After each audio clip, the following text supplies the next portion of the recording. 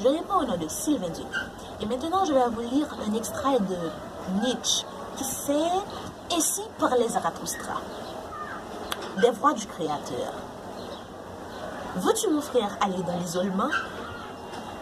Veux-tu chercher le chemin qui mène à toi-même? Hésite encore un peu et écoute-moi. Celui qui cherche se perd facilement lui-même.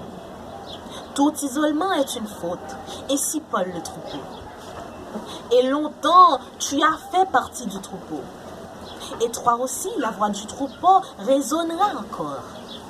Et lorsque tu diras, ma conscience n'est plus la même que le vôtre, ce sera plein de douleur. Voici, cette conscience commune enfanta aussi cette douleur elle-même. Et la dernière lueur de cette conscience enflamme encore ton affliction. Mais tu veux suivre la voie de ton affliction, qui est la voie qui mène à toi-même? Montre-moi. Donc, tu en as le droit et la force. Es-tu une force nouvelle et un droit nouveau? Un premier mouvement? Une roue qui roule sur elle-même? Peux-tu forcer des étoiles à tourner autour de toi? Hélas, il y a tant de convoitises qui veulent aller vers les hauteurs. Il y a tant de convulsions, des ambitieux.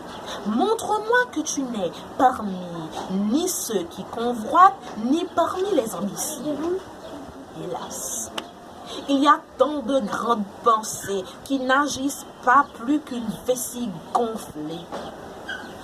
Elles enflent et rendent plus vide encore. Tu t'appelles libre? Je veux que tu me dises ta pensée maîtresse. Et non pas que tu t'es échappé de joug. Es-tu quelqu'un qui avait le droit de s'échapper de joug? Qu'il y en a qui perdent leur dernière valeur en quittant leur suggestion? Libre de croire.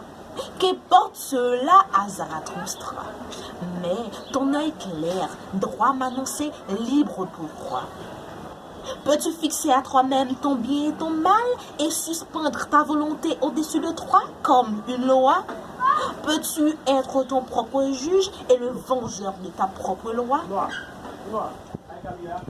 Comme sauriez-vous être juste envers moi? C'est ainsi qu'il faut parler. Je choisis pour moi votre injustice comme la part qui m'est due.